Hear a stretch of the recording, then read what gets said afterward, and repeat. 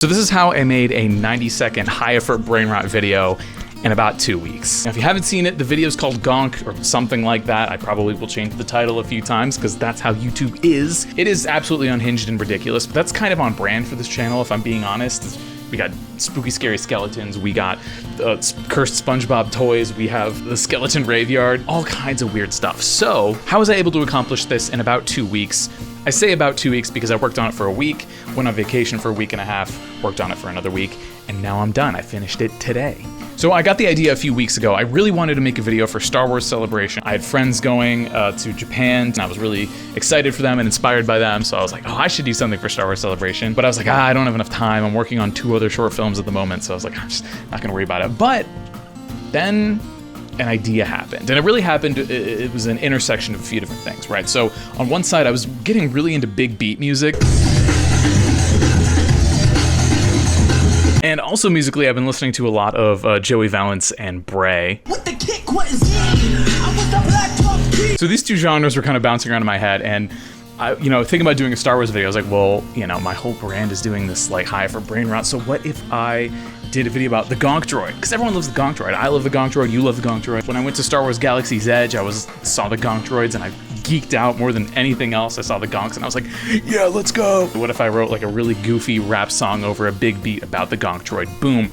But that wasn't enough, right? I kind of had this idea floating around, but I have a lot of weird ideas floating around.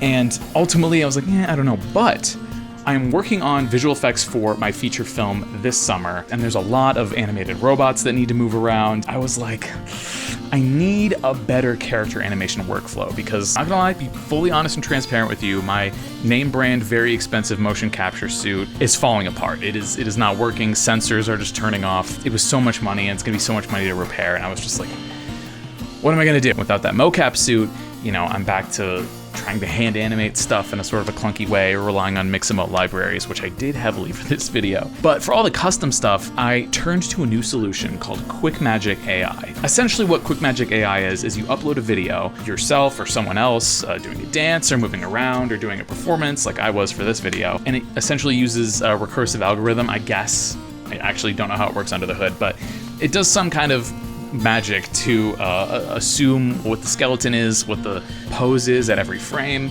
and then it spits back out at you mocap data. And it is clean. It is so clean. It makes me almost never want to go back to using a motion capture suit because they're so clunky, they take too much setup. And this processed in like minutes, right? And it was super, super accurate. Now that being said, it wasn't perfectly accurate.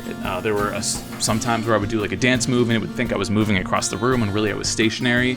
It's not as smart as it might initially seem. Everything was really smooth. There was no popping, no weird joint movements. Everything on the mannequin itself was just like very, very, very close to flawless. A result that would have taken me hours and hours of processing raw mocap data to achieve. So I was like, we're in business.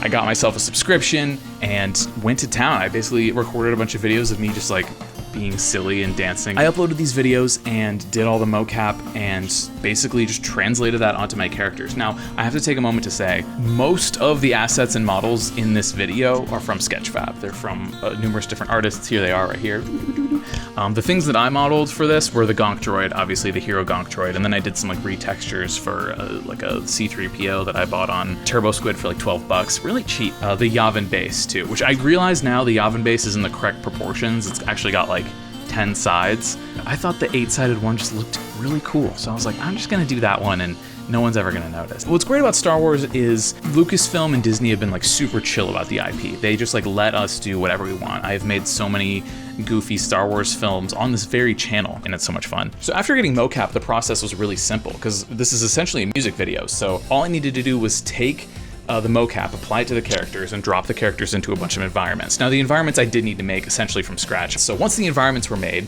I could just go in, drop in my characters, drop in, my dancing Jawas or whatever, and then I got to find a whole bunch of angles, did a bunch of play blasts of those angles to make sure they looked good, make sure they cut together well, and then boom, I was rendering it. Now, a huge dirty secret on this is most of these shots are rendered at 720p, very low samples. I did not, on my short films, I go 4K, high samples, lots of fine grain. This definitely did not do that. Really, people are only gonna be watching this on their phones, on TikTok. If someone full screens this on their 1440p monitor, they still might not even notice it's not actually 4K. And ultimately, you know, I could have spent a lot more time on all of these shots. There are issues and glitches in every single shot, but look, this is intended to be a high effort brain rot video. I could spend all this time trying to go in and make sure, you know, characters' arms don't intersect with themselves, but at the end of the day, it's a 2-second shot, no one's ever gonna notice. I really just wanted to get this out the door, because like I said, I really need to start visual effects on my feature film. I didn't really mean to do this video right now, so I was like, you know what, we're just gonna do this fast and loose. It's gonna be janky, it's gonna be glitchy, but it's also gonna be a ton of fun. And something about that energy and about just like not really caring if the quality is like 100% really was, I think, freeing and enabled me to make this in a very, very short period of time. There's also a sequence from A New Hope where I essentially VFX'd GONK into Luke's X-Wing and had him be the one who took out the Death Star. That was a ton of fun because I got to go in, I found the despecialized versions and I went in and, you know, tracked everything. It was actually kind of tricky, but that was just, you know, classic VFX. That's really what took me the longest because I was really trying to make sure it felt like it fit. But once I got that together, everything else really snapped into place. So that's it. That's the whole story of how I made GONK the musical, GONK the music video, whatever I end up calling it. I hope you enjoyed. I hope you enjoyed this little breakdown. It's a really quick breakdown for a really quick video, but I hope you enjoyed. Consider subscribing for more, and I'll catch you guys on the next one.